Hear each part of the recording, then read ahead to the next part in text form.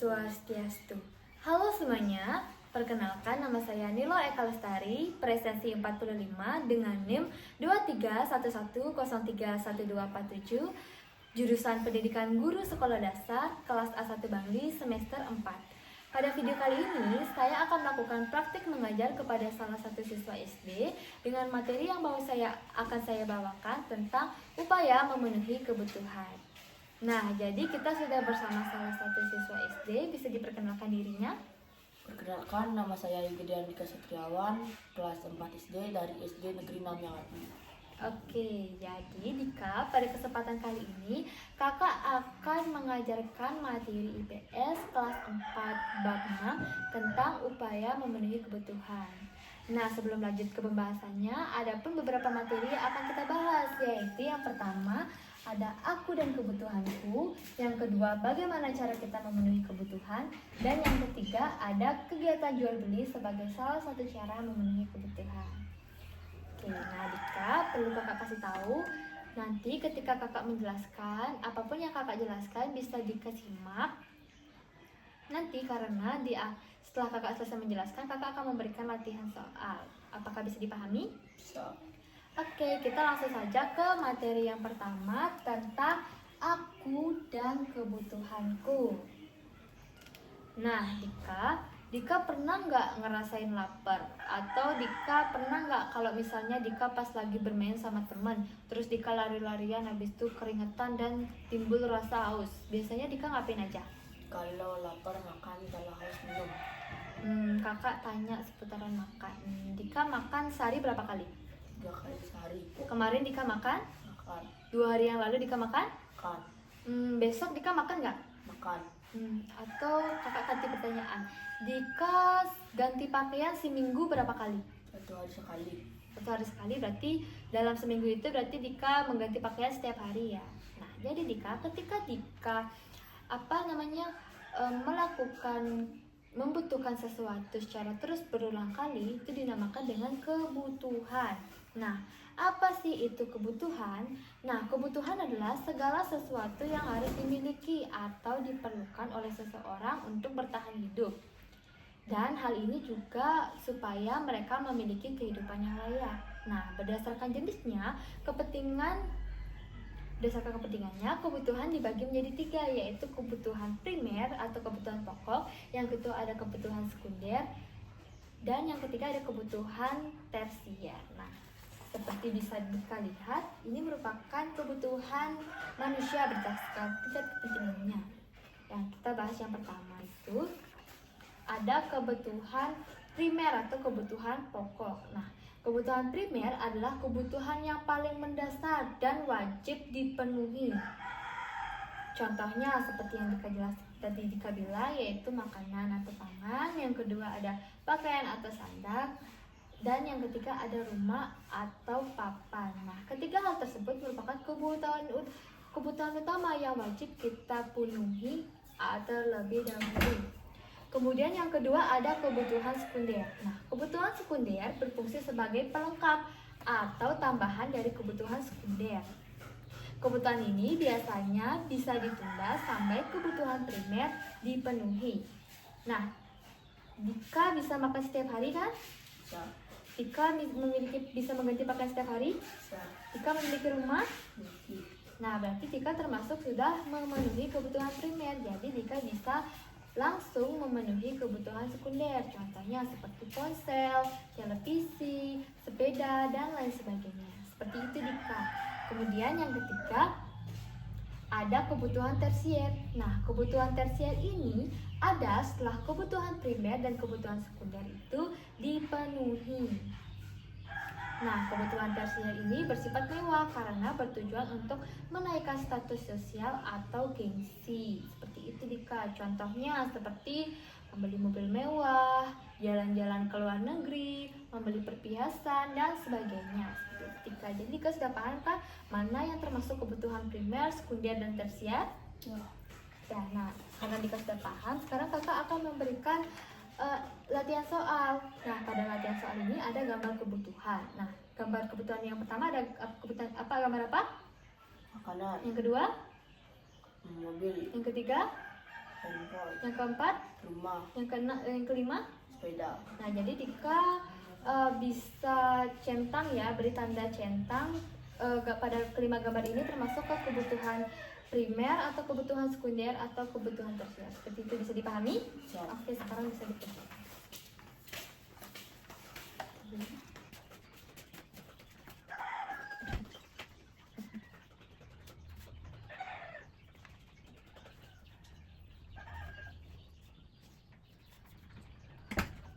Sudah selesai? Dah. Oke, kakak lihat dulu ya.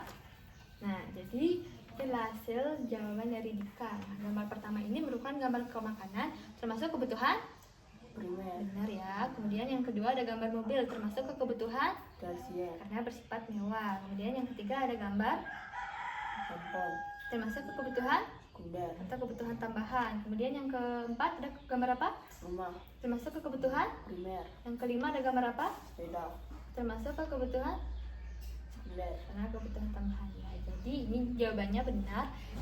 Benar ya. Berarti kakak anggap Dika sudah mengerti materi tentang kebutuhan.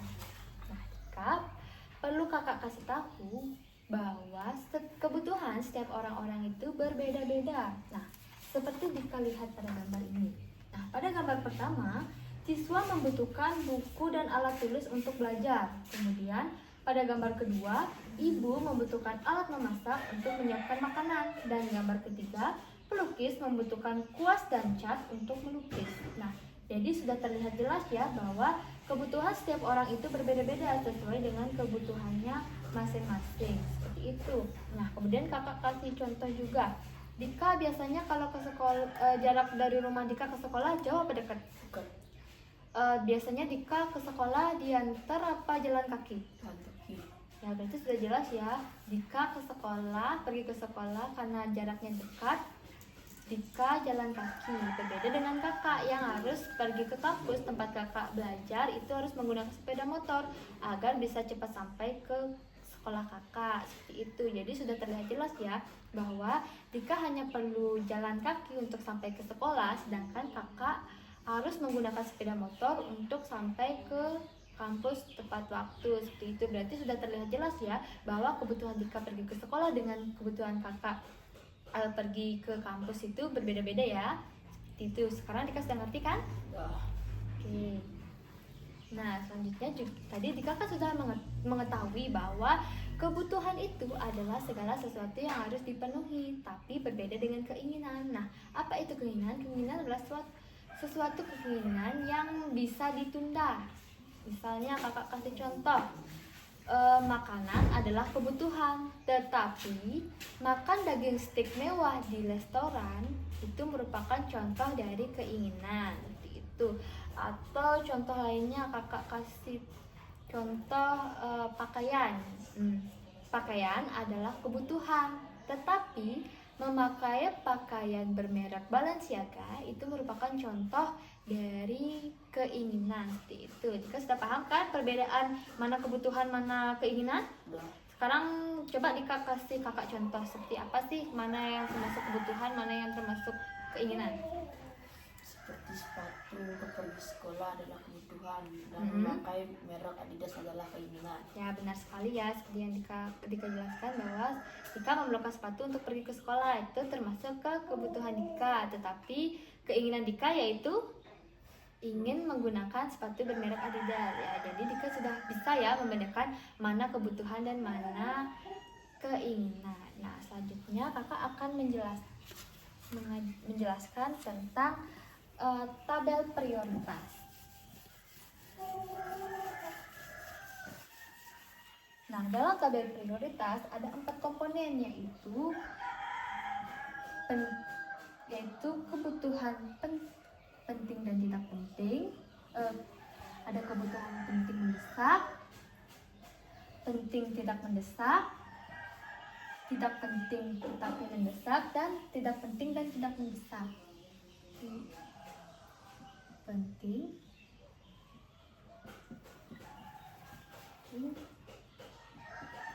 tidak penting, kemudian ada mendesak,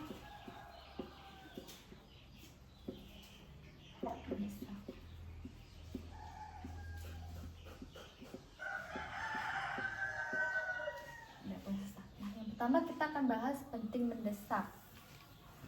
Nah, jadi penting mendesak itu adalah kegiatan yang harus segera dilakukan. Nah, sudah jelas kan bahwa penting mendesak itu adalah kegiatan yang harus segera dilakukan. Contohnya seperti makan, contohnya seperti makan, mengusap gigi dan sebagainya. Nah, kemudian yang kedua ada penting tetapi tidak mendesak, yaitu bisa dilakukan nanti tetapi harus dilakukan. Contohnya seperti belajar untuk ujian minggu depan. Nah, belajar itu merupakan hal yang penting tetapi tidak mendesak karena bisa dilakukan dalam kurun waktu 1 minggu, seperti itu, seminggu. Kemudian tidak penting tetapi mendesak, contohnya seperti membalas membalas pesan teman, membahas tentang game misalnya. Nah, itu membalas chat itu merupakan kegiatan yang tetap penting, tetapi karena sudah ditunggu oleh teman balasan pesan kita, maka itu termasuk mendesak. Ya, kemudian ada kegiatan tidak penting dan tidak mendesak. Contohnya seperti menonton televisi karena bisa dilakukan saat waktu luang dan juga bisa tidak dilakukan. Sekarang kakak akan kasih beberapa contoh, kakak tuliskan ya. Pertama ada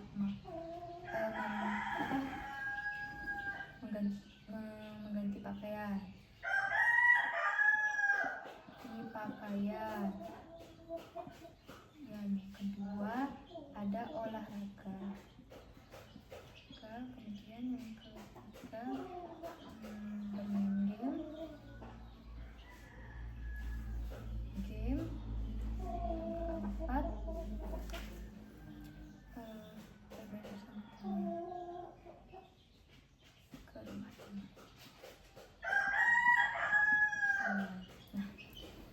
Kakak akan tanya untuk soal pertama. Nah, mengganti pakaian itu termasuk ke kegiatan yang mana? Penting mendesak apa penting mendesak apa penting tidak mendesak? Penting mendesak. Ya, jadi benar ya. Jadi mengganti pakaian itu mengganti pakaian.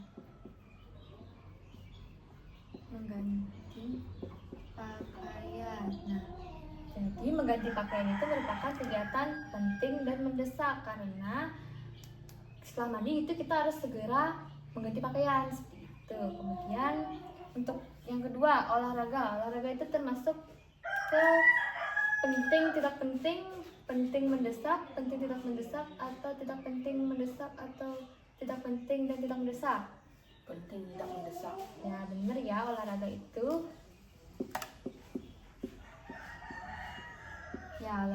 termasuk ke kegiatan yang penting tetapi tidak mendesak karena olahraga itu kan bisa dilakukan seminggu sekali atau seminggu 2 kali itu. Kemudian bermain game itu termasuk ke kegiatan mana? Tidak penting tetapi mendesak atau tidak penting tetapi dan tidak mendesak?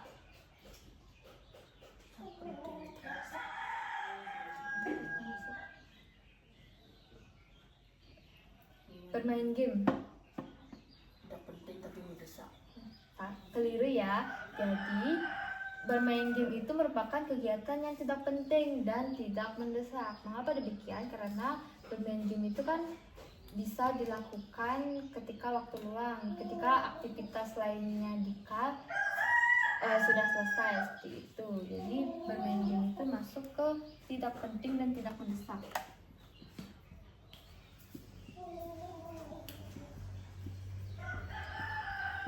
Kemudian yang terakhir bermain tetapi tidak mendesak. Bermain ke rumah teman itu termasuk ke tidak penting tapi mendesak. Ya benar ya. Mengapa hal itu tidak penting? Karena bermain itu kan bisa dikatakan sebagai membuang-buang waktu ya. Tetapi karena kita sudah ditunggu oleh teman, kita jadinya terdesak untuk pergi ke rumah teman karena sudah ditunggu oleh teman seperti itu.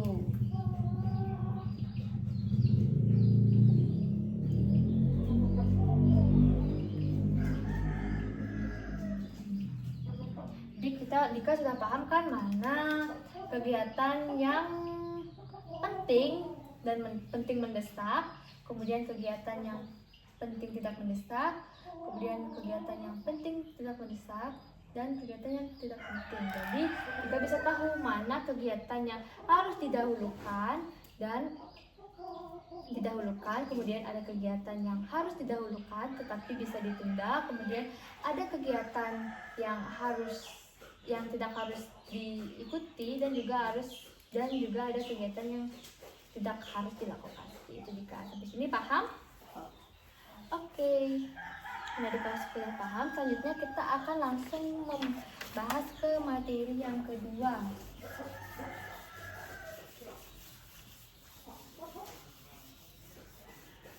Materi yang kedua tentang bagaimana cara kita memenuhi kebutuhan.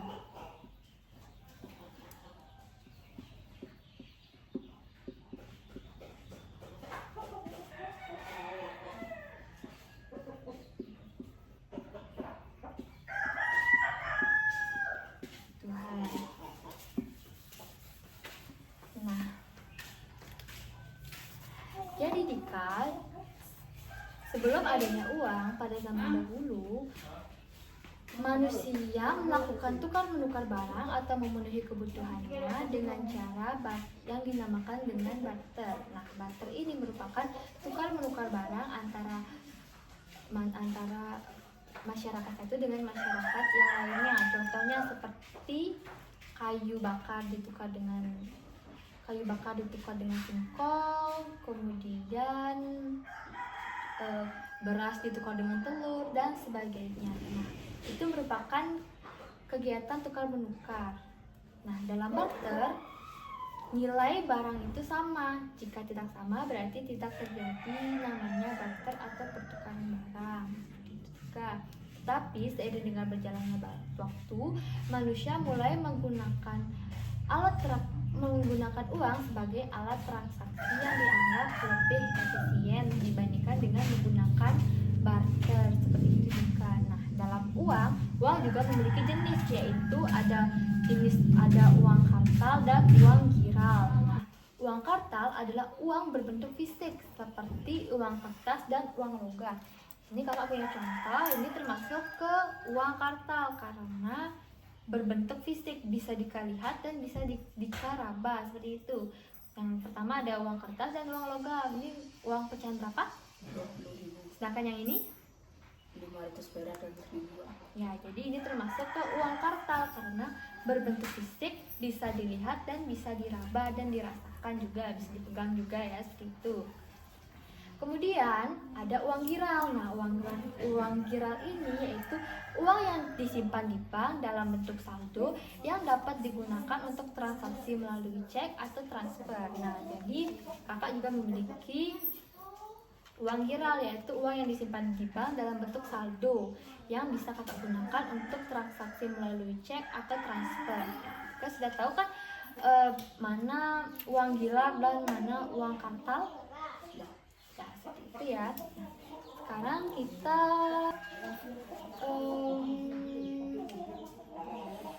lanjut ke membahas materi yang ketiga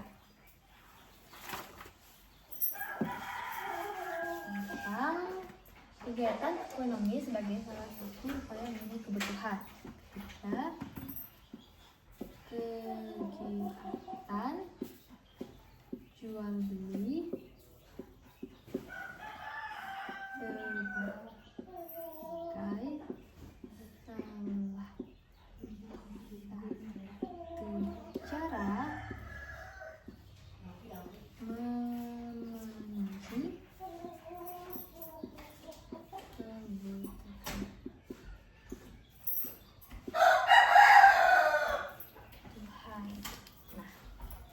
jual beli materi yang ketiga itu tentang kegiatan jual beli sebagai salah satu cara memenuhi kebutuhan. Nah, apa sih itu kegiatan jual beli? Nah, kegiatan jual beli adalah kegiatan pertukaran sesuatu dengan sesuatu yang lain atau kegiatan di mana seseorang menjual atau menukar barang dengan orang lain untuk mendapatkan barang yang diinginkan.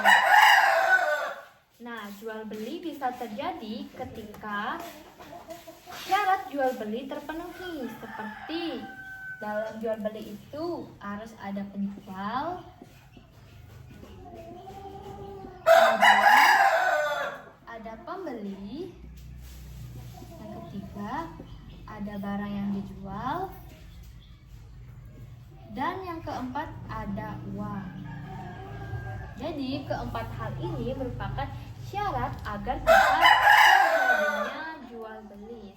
Itu nah, bagaimana cara kita melakukan kegiatan jual beli? Itu kita bisa lakukan di pasar, swalayan, atau di toko-toko warung. Contohnya, kakak kasih contoh, misalnya ibu memasak sayuran untuk dimasak. Nah, ibu itu berperan sebagai pembeli. Kemudian penjual sayur berperan sebagai penjual karena dia yang menyiapkan kebutuhan. Kemudian pasar sebagai tempat terjadinya jual beli, dan alat transaksi yang diberikan berupa uang. Seperti itu. Nah, seperti itu Dika. Nah, perlu diketahui bahwa tidak semua barang bisa langsung kita beli. Masih ada proses-proses penting yang harus dilalui atau terjadi agar barang tersebut bisa sampai ke tangan kita. Nah, kegiatan itu dinamakan kegiatan ekonomi. Nah, kegiatan ekonomi terdiri dari 3 tahap, yaitu ada kegiatan produksi, ada kegiatan distribusi, dan ada kegiatan konsumsi. Nah, di sini kakak punya yaitu kegiatan ekonominya. Yang pertama ada kegiatan produksi. Nah, yang bisa dilihat, pertama ada kegiatan produksi. Nah, kegiatan produksi adalah kegiatan membuat barang. Orang yang melakukan produksi disebut sebagai produsen. Contohnya seperti orang yang melakukan produksi seperti pabrik sepatu, pabrik pengrajin, dan sebagainya. Di sini ada gambar petani, yaitu berperan petani menghasilkan beras dengan menanam padi. Ini disebut sebagai produksi. Kemudian petani berperan sebagai produsen, yaitu orang yang menghasilkan barang dan jasa. Kemudian yang kedua ada kegiatan distribusi. Nah, kegiatan distribusi adalah kegiatan yang menyalurkan barang hasil produksi. Nah, orang atau tempat melakukan kegiatan produksi ini disebut distributor. Nah, bisa dilihat, pedagang membeli beras dari agen dan menjualnya kembali kepada seseorang atau keluarga. Hal ini disebut sebagai distribusi. Sedangkan pedagang berperan sebagai distributor, yaitu orang yang menyalurkan barang atau jasa. Dan yang terakhir ada kegiatan konsumsi. Nah, kegiatan konsumsi ini adalah kegiatan pemakaian barang hasil produksi. Nah, orang yang melakukan kegiatan konsumsi ini disebut sebagai konsumen. Seperti itu Dika. Contohnya misalnya ibu membeli beras dari pedagang untuk diolah menjadi makanan dan dikonsumsi. Kemudian ibu berperan sebagai konsumen, yaitu orang yang mengeluarkan atau menghabiskan barang. Jadi Dika sudah paham kan? Nah, jadi di sini kakak memiliki LKS. Nah, di sini juga ada beberapa gambar.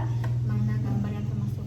Nanti Dika urutkan atau di garis mana aktivitas yang termasuk produksi, distribusi, dan konsumsi. Kemudian juga ada beberapa pertanyaan ya. Yang pertama ada kegiatan yang membuat barang disebut apa, kemudian orang yang menjual barang di pasar melakukan kegiatan apa, dan sebagainya. Bisa dikerjakan. Oke, silahkan dikerjakan.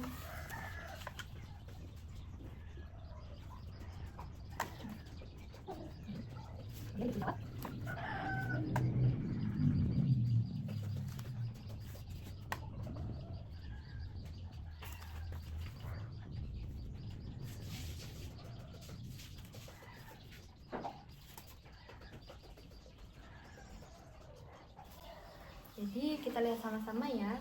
Nah, jadi jawaban yang pertama itu yaitu produksi.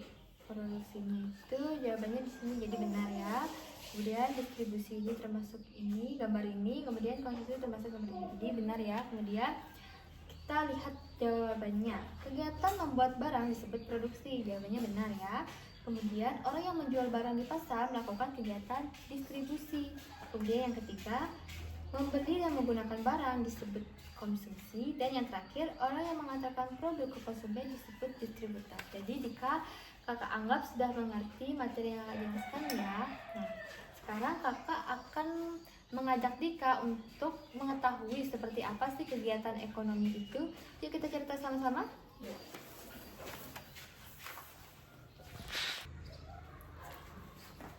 Oke Dika, jadi untuk karya wisata kali ini kakak akan mengajak Dika untuk mengenal seperti apa sih kegiatan ekonomi itu dilakukan, mulai dari kegiatan produksi, kegiatan distribusi, dan kegiatan konsumsi. Pasti Dika penasaran kan seperti apa sih kegiatannya tersebut? Yuk kita cerita sama-sama. Yuk. Oke Dika, kegiatan ekonomi yang pertama yaitu tahap produksi. Nah, produksi merupakan kegiatan yang menghasilkan barang, sedangkan orang yang melakukan produksi disebut sebagai produsen.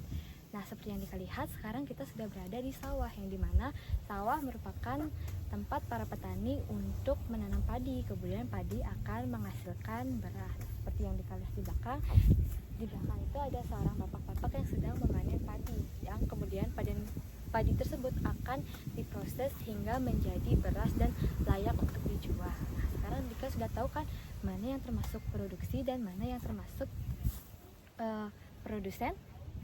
Kalau produksi itu adalah kegiatan yang menghasilkan barang. Bagus. Sedangkan orang yang melakukan kegiatan produksi disebut produsen. Berarti Dika sudah mengerti ya mengenai mana yang dimaksud dengan produksi dan mana yang dimaksud produsen. Oke, kita langsung saja kita ke kegiatan yang kedua selanjutnya ya. Oke Dika, jadi kegiatan ekonomi yang kedua yaitu kegiatan distribusi. Nah, kegiatan distribusi adalah kegiatan penyaluran barang produksi. Nah, orang yang melakukan distribusi disebut dengan distributor. Nah, distributor ini mempermudah pemenuhan kebutuhan tanpa perlu pergi langsung ke tempat produksi. Seperti itu Dika, contohnya seperti beras. Nah, tadi kita kan sudah pergi ke melihat tempat produksi ya, bahwa beras itu kemudian dikirim atau disalurkan ke pedagang yang disebut sebagai distribusi. Sedangkan pedagang berperan sebagai distributor, yaitu orang yang menyalurkan barang dan jasa. Seperti itu. Nah, seperti ini kita sudah berada di warung. Nah, warung merupakan salah satu tempat terjadinya distribusi, yang dimana beras itu dikirim atau disalurkan ke pedagang. Nantinya pedagang akan menjual kembali beras tersebut kepada konsumen atau seseorang. Seperti itu Dika sudah mengerti kan mana yang disebut sebagai distribusi? Oke Dika, kegiatan ekonomi yang ketiga yaitu kegiatan konsumsi. Nah, kegiatan konsumsi adalah kegiatan memakai atau menghabiskan barang dari produksi. Nah, orang yang menghabiskan produksi ini disebut sebagai konsumen. Contohnya seperti keluarga membeli beras dari pedagang untuk dimasak dan dijadikan makanan. Itu merupakan kegiatan konsumsi, sedangkan keluarga berperan sebagai konsumen. Seperti itu Dika. Sekarang kakak akan menunjukkan seperti apa kegiatan jual beli. Nah, kegiatan jual beli itu meliputi 4 hal, yaitu ada pedagang, kemudian ada penjual, kemudian ada barang yang dijual, dan ada uang sebagai alat transaksi. Nah, sekarang kakak akan mencontohkannya, nanti Dika bisa lihat ya. Contohnya seperti ini. Permisi Bu, mau beli beras. Ya, berapa Dek? 1 kilo.